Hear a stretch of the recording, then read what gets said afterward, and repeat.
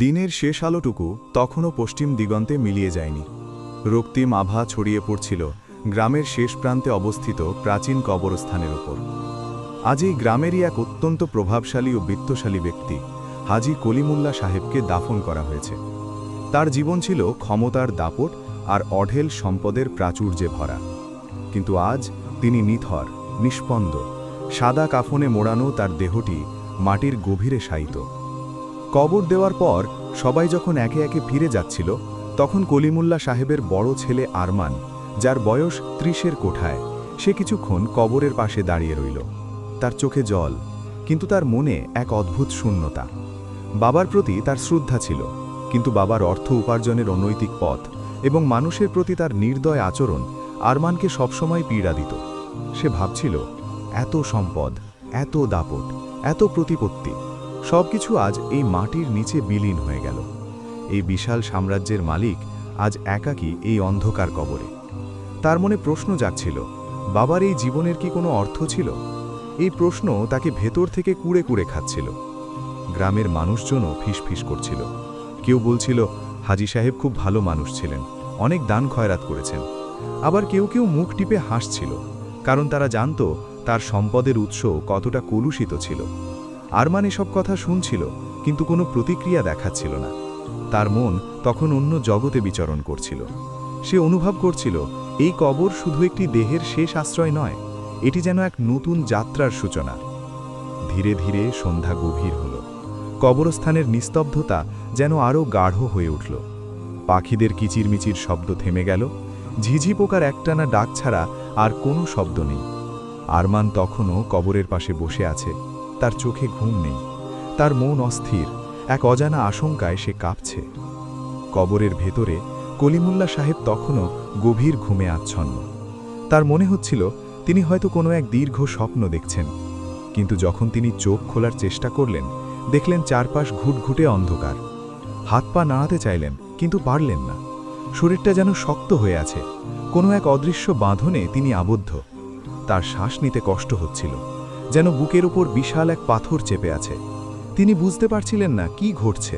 তিনি কি অসুস্থ, নাকি কোনো দুঃস্বপ্ন দেখছেন?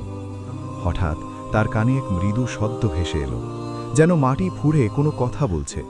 তিনি চমকে উঠলেন, ভয়ে তার শরীর হিম হয়ে গেল, কিন্তু কৌতূহল তাকে নড়তে দিল না। তিনি অনুভব করলেন, তিনি একা নন, এই অন্ধকার কবরেও যেন কোনো এক অদৃশ্য সত্তার উপস্থিতি রয়েছে। ঠিক সেই মুহূর্তে কবরের দেওয়াল ফেটে যেন দুজন বিশালাকায় ফেরেশতা ভেতরে প্রবেশ করলেন। তাদের চেহারা ছিল অত্যন্ত গম্ভীর এবং চোখ থেকে যেন আগুনের স্ফুলিঙ্গ বের হচ্ছিল। তাদের হাতে ছিল বিশাল লোহার গদা, যা দেখে কলিমুল্লাহ সাহেবের বুক ধড়ফড় করে উঠল। তারা হলেন মুনকার ও নাকির। তাদের আগমন যেন কবরের নিস্তব্ধতাকে আরও ভয়ঙ্কর করে তুলল। একজন ফেরেশতা বজ্রকণ্ঠে প্রশ্ন করলেন, মান রব্বুকা, তোমার রব কে? কলিমুল্লাহ সাহেব থতমত খেয়ে গেলেন। সারা জীবন তিনি রব বা প্রভু বলতে নিজের অহংকার আর ক্ষমতাকেই বুঝেছেন। তার কাছে টাকা ছিল তার প্রভু, ক্ষমতা ছিল তার প্রভু। কিন্তু আজ সেই ক্ষমতা কোথায়, সেই টাকা কোথায়? তিনি তো এখন মাটির নিচে অসহায়, নিঃস্ব। তার মুখ দিয়ে কোনো শব্দ বের হলো না। তিনি চেষ্টা করলেন কিছু বলতে, কিন্তু তার জিহ্বা যেন পাথরের মতো ভারী হয়ে গেছে। তার মনে পড়ল, তিনি তো আল্লাহকে বিশ্বাস করতেন, নামাজ পড়তেন, রোজা রাখতেন, কিন্তু তার বিশ্বাস কি শুধু মুখে ছিল? তার কর্মে কি তার প্রতিফলন ছিল? ফেরেশতা আবার প্রশ্ন করলেন, মা দীনুকা, তোমার ধর্ম কি? তিনি মনে করার চেষ্টা করলেন। হ্যাঁ, তিনি মুসলিম ছিলেন, কিন্তু তার কাজকর্মে তো ইসলামের কোনো প্রতিফলন ছিল না। তিনি তো সুদের কারবার করতেন, গরিবের হক মেরে নিজের প্রাসাদ গড়েছিলেন। তিনি এতিমের জমি দখল করেছিলেন, মিথ্যা সাক্ষ্য দিয়ে মানুষের সর্বনাশ করেছিলেন। তার ধর্ম কি শুধু নামই ছিল? তার মনে পড়ল, তিনি তো কখনো কোরআন খুলে দেখেননি, হাদিস পড়েননি। তিনি শুধু লোক দেখানো ইবাদত করতেন, যাতে সমাজে তার সম্মান বজায় থাকে। তৃতীয় প্রশ্নটি ছিল, মান হাজার রাজুল, এই ব্যক্তিটি কে? নবী মোহাম্মদ সাল্লাল্লাহু আলাইহি সাল্লাম। কলিমুল্লাহ সাহেবের মনে পড়ল, তিনি মিলাদ মাহফিলে যেতেন, জিলাপি খেতেন, কিন্তু নবীর সুন্নাতও কখনো পালন করেননি।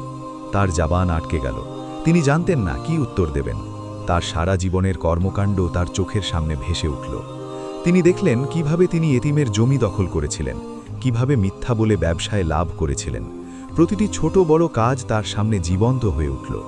তার পাপের বোঝা যেন তাকে আরও গভীরে ঠেলে দিচ্ছিল। তিনি চিৎকার করে বলতে লাগলেন, আমাকে একবার সুযোগ দাও, আমি সব দান করে দেব, আমি সব অন্যায় সংশোধন করব। তার কণ্ঠস্বর যেন কবরের দেওয়ালে প্রতিধ্বনিত হচ্ছিল। কিন্তু উত্তর এলো, সময় শেষ, পরীক্ষা শেষ হয়েছে, এখন শুধু ফলাফল। মুনকার ও নাকির তাদের লোহার গদা দিয়ে আঘাত করতে শুরু করলেন। কলিমুল্লাহ সাহেব অনুভব করলেন কবরের দুই পাশের মাটি তাকে পিষতে শুরু করেছে। তার হাড়গোড় মড়মড় করে ভাঙার শব্দ তিনি নিজেই শুনতে পাচ্ছিলেন। তার শরীর যেন টুকরো টুকরো হয়ে যাচ্ছিল। তিনি আর্তনাদ করছিলেন, কিন্তু তার আর্তনাদ শোনার মতো কেউ ছিল না। এই অন্ধকার, এই নিঃসঙ্গতা, এই যন্ত্রণা সবই তার কর্মের ফল। তার মনে পড়ল দুনিয়াতে তিনি কত মানুষকে কষ্ট দিয়েছেন, কত মানুষের হক কেড়ে নিয়েছেন। আজ সেই কষ্ট, সেই যন্ত্রণা তাকেই ভোগ করতে হচ্ছে। এদিকে কবরের বাইরে আরমান তখনও বসেছিল। হঠাৎ তার কানে এক করুণ আর্তনাদ ভেসে এলো, যেন মাটি ফুঁড়ে কোনো কথা বলছে। সে চমকে উঠল, ভয়ে তার শরীর হিম হয়ে গেল। সে স্পষ্ট শুনতে পাচ্ছিল তার বাবার কণ্ঠস্বর। তিনি বলছেন, আহ কি কঠিন রাত, এই অন্ধকার, এই নিঃসঙ্গতা, কোথায় আমার সম্পদ, কোথায় আমার ক্ষমতা, আজ কেউ নেই আমার পাশে। আরমান ভয়ে কাঁপতে কাঁপতে শুনতে পেল কবরের ভেতর থেকে আরও একটি কণ্ঠস্বর ভেসে এলো, হে কলিমুল্লাহ, তুমি দুনিয়াতে যা করেছ আজ তার ফল ভোগ করছ। তোমার সম্পদ ছিল, কিন্তু তুমি তা সৎ পথে ব্যয় করনি। তোমার ক্ষমতা ছিল, কিন্তু তুমি তা মানুষের কল্যাণে ব্যবহার করনি। আজ তোমার সাথী শুধু তোমার কর্ম। এই কথোপকথন শুনে আরমান স্তম্ভিত হয়ে গেল। তার চোখের সামনে যেন বাবার জীবনের প্রতিচ্ছবি ভেসে উঠল। সে বুঝতে পারল দুনিয়ার ধন সম্পদ, ক্ষমতা, প্রতিপত্তি সবই ক্ষণস্থায়ী। আসল সম্পদ হল সৎকর্ম, মানুষের প্রতি ভালোবাসা এবং আল্লাহর সন্তুষ্টি। বাবার ভুলগুলো যেন তার সামনে স্পষ্ট হয়ে ধরা দিল।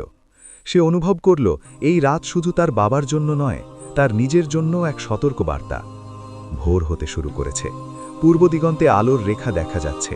পাখিরা আবার কিচিরমিচির করে ডাকতে শুরু করেছে। আরমান ধীর পায়ে কবরস্থান থেকে বেরিয়ে এলো। তার মনে এক নতুন সংকল্প। তার চোখের জল শুকিয়ে গেছে, কিন্তু তার মনে এক দৃঢ় প্রতিজ্ঞা জন্ম নিয়েছে। সে নিশ্চিত হল বাবার ভুল থেকে শিক্ষা নিয়ে সে তার জীবনকে সৎ পথে পরিচালিত করবে, মানুষের কল্যাণে নিজেকে নিয়োজিত করবে। সে আর তার বাবার মতো সম্পদের পেছনে ছুটবে না, বরং মানুষের ভালোবাসা এবং আল্লাহর সন্তুষ্টি অর্জনের চেষ্টা করবে। কবরের প্রথম রাতের এই অভিজ্ঞতা তার জীবনের মোড় ঘুরিয়ে দিল। সে বুঝতে পারল মৃত্যুর পর প্রতিটি মানুষকে তার কর্মের হিসাব দিতে হবে, এবং সেই কর্মই হবে তার কবরের সাথী। এই উপলব্ধি তাকে একজন নতুন মানুষে পরিণত করল। সে প্রতিজ্ঞা করল সে তার বাবার অসমাপ্ত ভালো কাজগুলো সম্পন্ন করবে এবং তার পাপের প্রায়শ্চিত্ত করার জন্য আল্লাহর কাছে ক্ষমা চাইবে।